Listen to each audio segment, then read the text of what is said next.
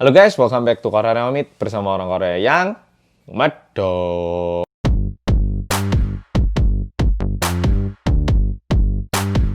Di video kali ini aku juga mau menceritakan sebuah cerita perampokan ditambah pembunuhan, tapi agak aneh. Pengen tahu toh? Langsung kita mulai.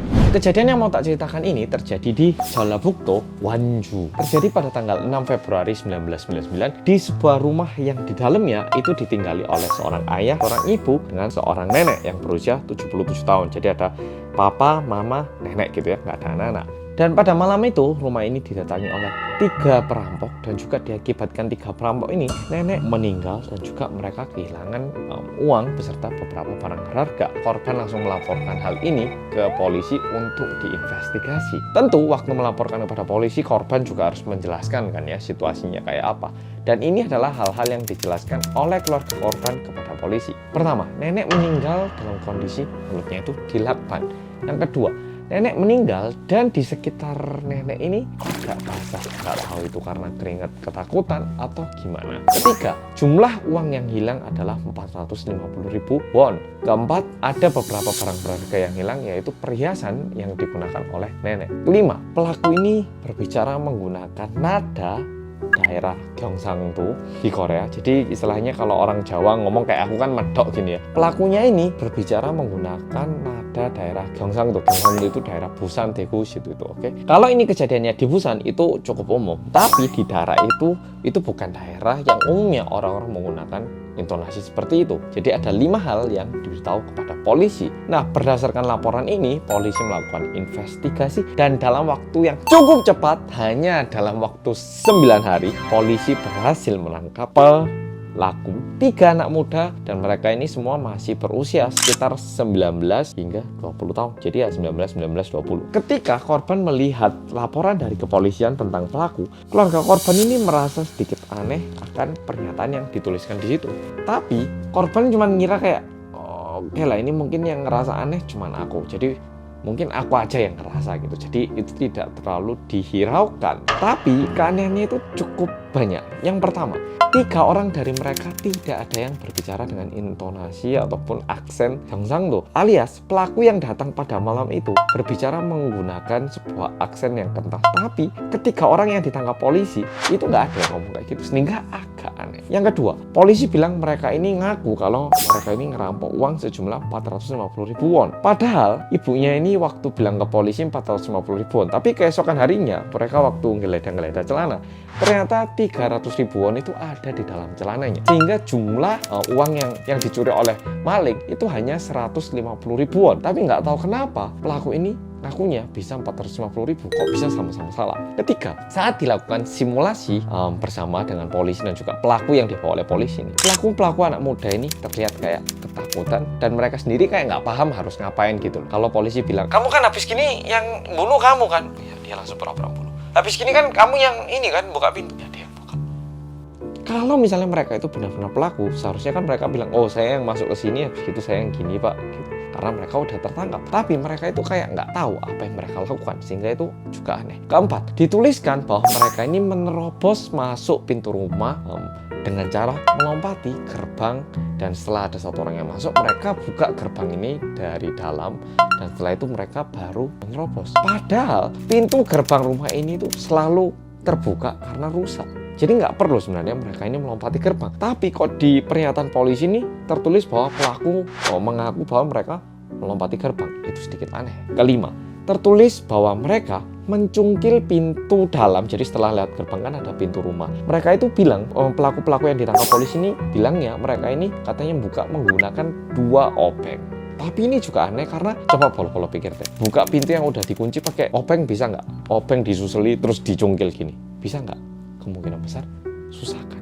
3 orang pelaku yang tertangkap fotonya bisa ditunjukkan di sini mungkin. Nah, mereka ini masing-masing di penjara sedikit berbeda-beda. Ada yang 6 tahun, 4 tahun, dan 3 tahun. Kasusnya pokoknya selesai kayak gitu. Dan waktu berlalu mereka di penjara dan sudah bebas dari penjara. Tetapi pada bulan Januari tahun 2016 tiba-tiba muncul seseorang dan bilang kalau dia adalah pelaku sebenarnya. Sehingga ini mulai diberitakan di TV dan juga kembali lagi pengacara yang ahli dalam pemeriksaan ulang itu muncul, yaitu pengacara Park Jun-young. Nah, di sini pengacara Bak Junyoung ini berusaha membela 3 orang yang katanya tidak bersalah, yang katanya tidak melakukan kesalahan apa-apa, tapi mereka menghabiskan waktu hidup mereka di dalam penjara. Dan akhirnya, pada tanggal 9 Juni 2017, 3 orang pertama yang tadi tak tunjukkan fotonya ini, yang awalnya ditangkap dan juga dimasukkan ke dalam penjara, 6 tahun, 4 tahun, 3 tahun itu, akhirnya diakui mereka tidak bersalah dan menerima uang sebesar 1,1 miliar Korea won, yang kira-kira setimpal kalau rupiah sekitar 14 M rupiah mungkin ya, sekitar itu,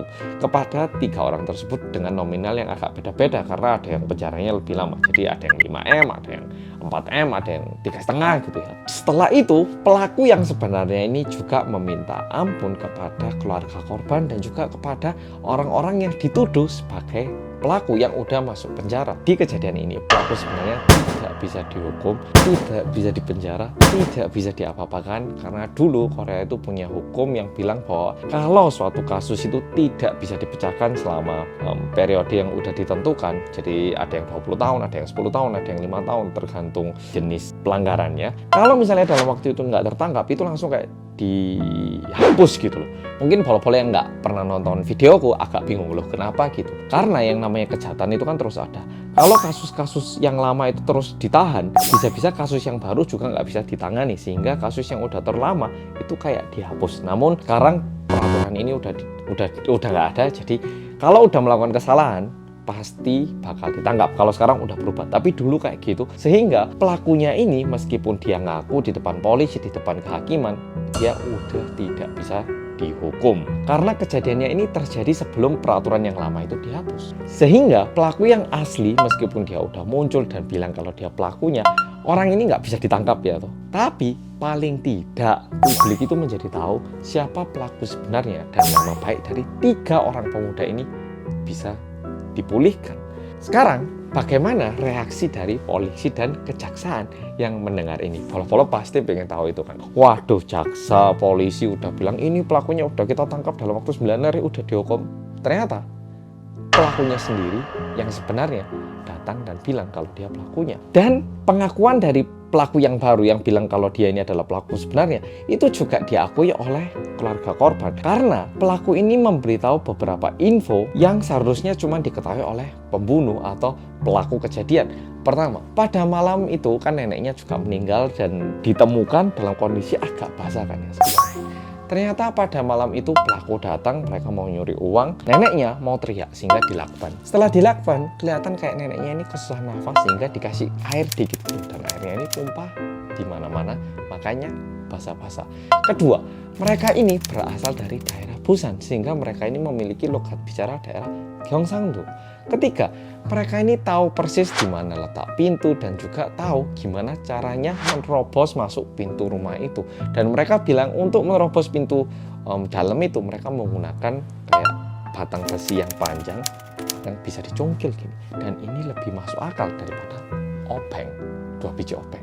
Keempat, mereka itu juga ingat betul jelas-jelas perhiasannya itu kayak apa dan mereka jual di mana. Oh, bentuk cincinnya itu warna hijau kotak gini. Itu mereka benar-benar ingat. Kelima, ini yang paling mengagetkan, yaitu sebenarnya pelaku yang sekarang ngaku ini dulu itu pada tahun 1999 dia itu sempat ditangkap polisi, sudah diperiksa, tapi ternyata malah dilepas. Nah, follow si Tamasan Solo.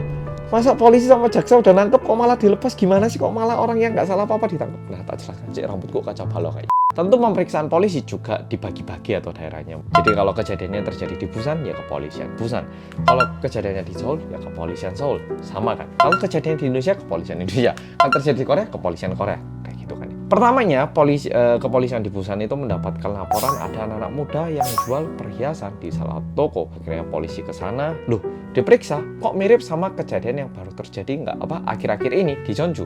Akhirnya polisi operkan kasus ini, tapi masalahnya yang menangani kasus ini adalah jaksa yang sama.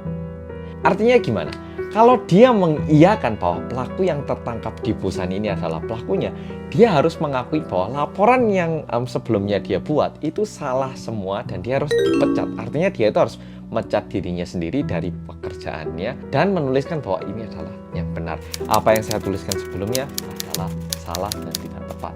Sehingga ternyata jaksa ini pada tahun 1999 dia itu udah tahu kalau ada pelaku yang mungkin lebih tepat untuk kasus ini yang ada di Busan. Tapi dia tolak dengan alasan seperti ini. Pertama, membuka pintu menggunakan besi panjang terlihat sepertinya lebih susah. Menggunakan obeng terlihat lebih masuk akal kan? Kedua, perhiasan yang mereka jual terlihat palsu. Ketiga, korban tidak ingat jelas kalau mereka ini berlogat Gyeongsangdo atau mungkin berlogat Gyeongsangdo. Padahal korban itu udah jelas-jelas bilang, saya itu ingat betul suaranya itu menggunakan intonasi ini. Tapi di laporan tertulisnya korban tidak terlalu ingat apakah pelaku menggunakan aksen Gyeongsangdo atau tidak. Keempat, sudah ada pengakuan dari 3 pelaku yang sudah benar dan tepat, sehingga ini bukanlah pelaku yang tepat kayak gitu. Dan memang kebenarannya terungkap pada akhirnya. Dan 3 orang pemuda yang sekarang sudah menjadi lebih tua ini, paling nggak nama baiknya udah kembali lah ya, udah nggak terpuruk gitu. 3 pelaku yang awalnya masuk penjara ini, mereka memang adalah anak-anak yang suka bikin kesalahan, bikin onar di kampung itu, yang sering masuk kantor polisi karena sering nyuri barang kecil-kecilan gitu. Tapi mereka itu bilang kalau mereka itu nggak melakukan pembunuhan. Dan yang lebih parah lagi, mereka itu sebenarnya pada waktu usia 19 tahun itu, mereka itu masih belum bisa membaca dan menulis dengan baik. Sehingga ternyata selama pemeriksaan juga mereka itu disiksa dan dipukul dan dipaksa untuk menuliskan pernyataan yang udah dituliskan oleh polisi. Mereka itu tinggal nyalin gini loh. Padahal mereka nggak bisa baca, mereka itu cuma nyalin. Sehingga mereka sendiri itu nggak tahu apa yang mereka lakukan, apa yang mereka tuliskan, apa yang mereka perbuat. Soalnya disuruh polisi, ditanya, kamu yang bunuh? Enggak, dipukul. Sampai bilang, bayangkan, orang udah bilang jujur, dipukul. Dia bilang jujur, dipukul terus. Akhirnya mau nggak mau dia bohong, dan dia nggak tahu apa yang dia lakukan. Makanya waktu melakukan simulasi pun, semua pada bingung dia harus ngapain. Paham nggak seremnya kayak? Nah, Polo-polo, mungkin melalui kasus ini kita jadi tahu mengapa ada yang namanya hak asasi manusia kepada pelaku kejahatan. Karena ternyata ada juga pelaku-pelaku yang sebenarnya mendapatkan tuduhan saja dan diperlakukan tidak manusiawi sehingga menjadi pelaku padahal bukan pelaku sebenarnya. Dan juga mungkin kalau di antara polo-polo ada polisi, jaksa ataupun yang bekerja di bidang sini, aku harap berhati-hati dengan yang namanya tunnel effect. Polo-polo tahu tunnel kan ya, tunnel yang kita masuk lorong itu loh. Tunnel effect. Banyak ahli bilang polisi dan jaksa yang menangani kasus ini mereka itu terkena tunnel effect, yang artinya ketika mereka terpaku dengan satu hal, pemikiran mereka itu menjadi sempit dan keinginan mereka untuk menyelesaikan ataupun membereskan tugas ini pengen lebih cepat gitu loh. Dan mereka itu dibilangi apa, diberi informasi lain apa, itu udah nggak kedengaran karena pandangan mereka itu udah jadi kayak tunnel. Oh itu loh. Dan yang lain itu udah nggak bisa masuk secara objektif, dan apa yang terkesan membenarkan pandangan mereka itu yang mereka terima. Jadi menjadi sangat subjektif dan pandangannya menjadi sangat sempit. Itu disebut tunnel effect saat pemeriksaan. Menurut Polo-polo sendiri gimana? Apakah HAM seorang pelaku itu penting atau bagaimana? Aku rasa hak asasi manusia setiap orang itu penting. Tapi yang lebih penting adalah kita harus selalu terbuka dengan pemikiran bahwa siapapun bisa menjadi orang jahat, bukan harus orang miskin ataupun orang yang tidak berpendidikan. Tapi benar-benar siapa saja bisa jadi orang berduit, bisa saja orang yang berpendidikan tinggi, bisa saja orang yang selalu tampak baik. Pokoknya jangan sampai kita itu menilai seseorang dari tampak luar. Oke, polo-polo. Aku udah ngomong panjang sampai haus ini. Video kali ini sampai sini. Terima kasih sudah nonton. Semoga video kali ini juga menghibur dan sampai jumpa di video berikutnya. Bye-bye. By the way, ini juga kasus yang ditangani pengacara Bak Junhyang.